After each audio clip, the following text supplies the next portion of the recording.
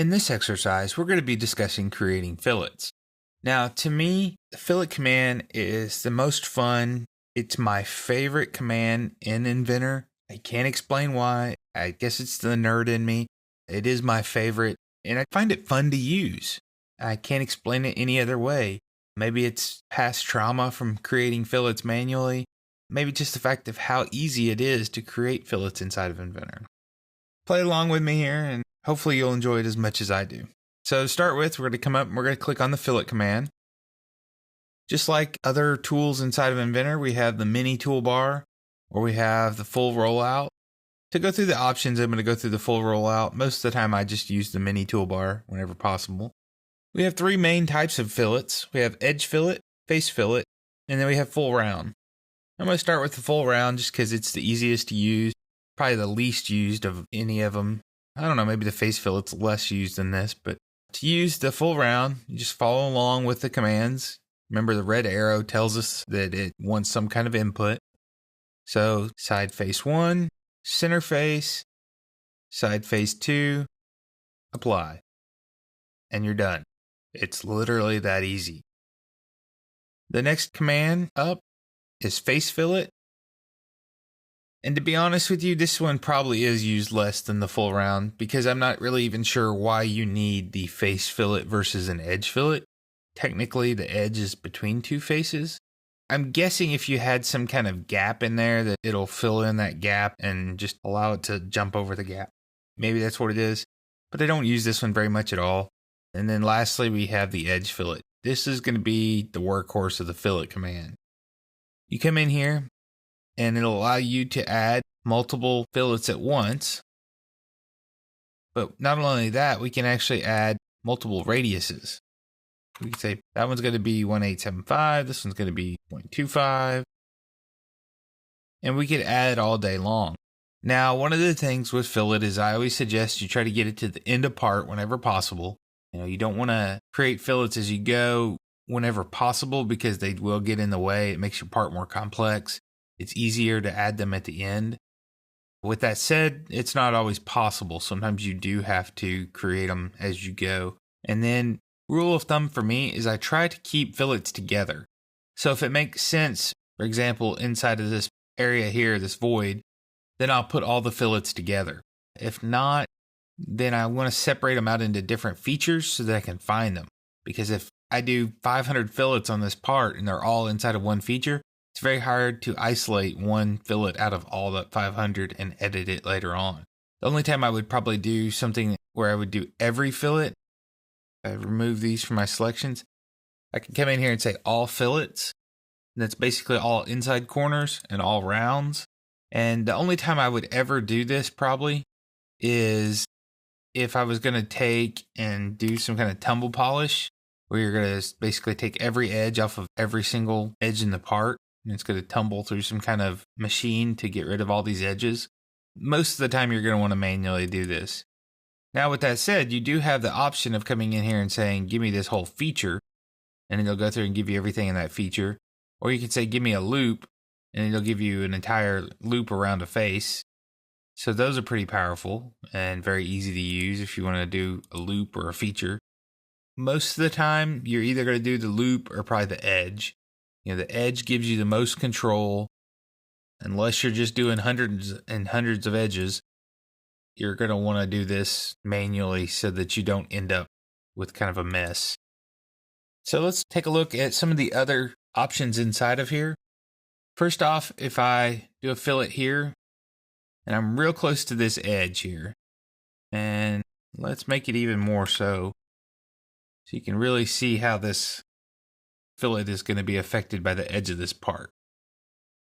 If I expand out this dialog box, I can have the two options here.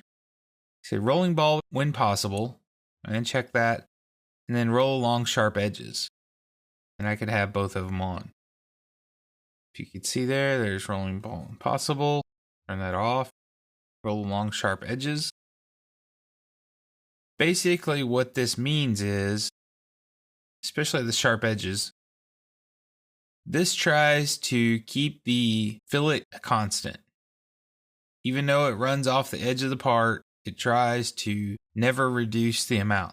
So think about this if you were machining this part and you had a mill going around this round and it had a rounded bit on the end of it, you would get this constant radius all the way around. There'd be no way to remove it. Whereas if we say roll along sharp edges, what that's going to try to do is it's going to try to come down to the part. I like to think of this more as if you were welding on the part and you didn't have any material there to go to, so you would have to go down to the flat. Neither one's wrong. Think about your design intent when you do these and manage it how best fits the part. So we can let these go here. We can do apply, or we can do OK. Apply will let us continue on. And see here, I'll do this fillet. I'll do this one. And I'll do this one here. And I did this because I wanted to show you another option here. I'm going to go to the last tab here. We'll come back to the variable in a second. We're going to look at the setbacks. Setback basically says, how do I want this fillet to intersect this edge? Once again, this would be if you're machining this part, you had the bit go this way, then you had the bit go this way. You know, maybe this is the radius of the bit, and so that we get that corner edge there. What you can also do is, we can come in here and say, okay, the radius of this fillet is 0.125, but down here in this corner, for whatever reason, we need it to, see that, be a much softer corner. We can go way out here even with this. And you can see you can get a nice, very soft corner. I can also add another one here and go the other direction.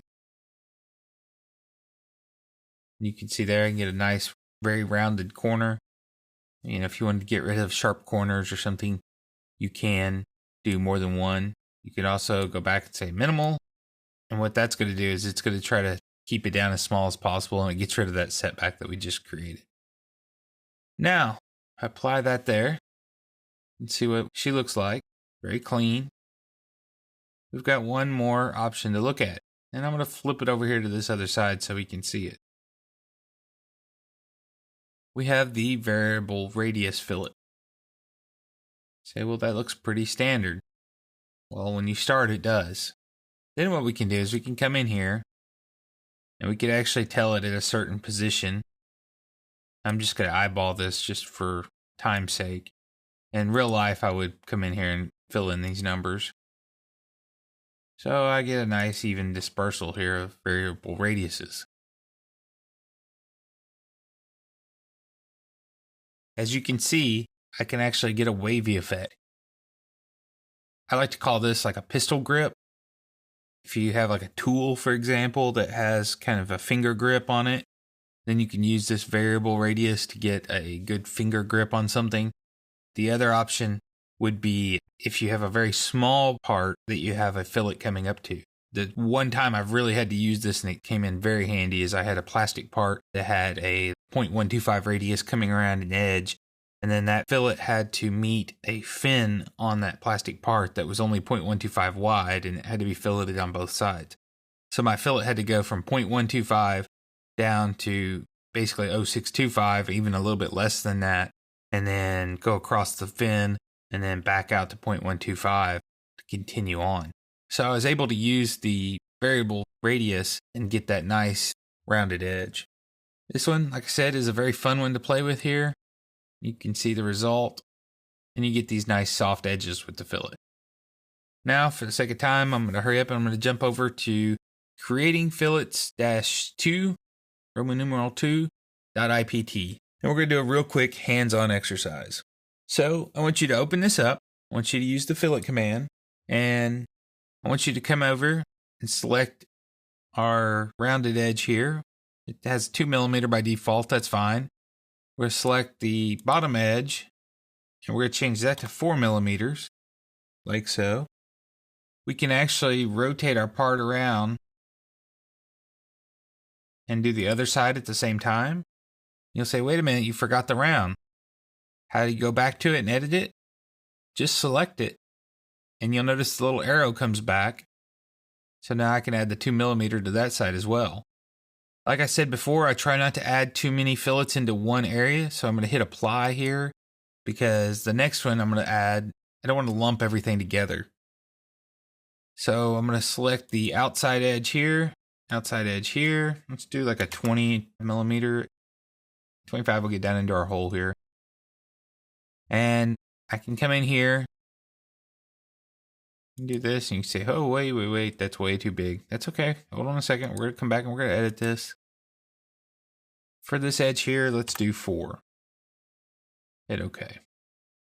And you can see there, Inventor did a really good job on calculating that.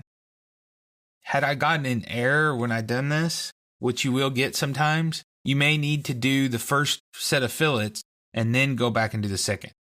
These large 20mm fillets, for example, sometimes you have to do that big one and then go back and do the second one so it can calculate it easier. But in this case, it was able to calculate it together. So I kind of put, the fillets for this area together and then the fillets for this area together. You can kind of see the grouping there and how important that is. The other option I would have had in here is instead of putting all these into one fillet, I come in here and I hold down Control. I select this one and I hold down Control. I can remove what I already did. Got that line over there. Trying to deselect and I'm adding there. Hit OK. If I look at my origin plane, I don't have a middle plane, but what I can do is I can say this in, and then I could actually mirror that fillet based on that plane and get the same results. So it depends on, how many objects you have to select. My rule of thumb, if I have to select more than 5 things, I will mirror it if possible. Sometimes that's not possible though, and you can just add it in there. So think about your groupings. Think about the easiest way to keep things together. Don't get too overwhelmed by them. Play with this a little bit. We can even come in here, one last thing here. You can say, give me this feature. And hit OK. You can see there it went around the edges. And then we can come in here to this top edge. Hit OK. And you get this nice rounded part. It's fun to play with. It's fun to use. Have fun with it. See what you can do. And hopefully you'll enjoy fillet as much as I do.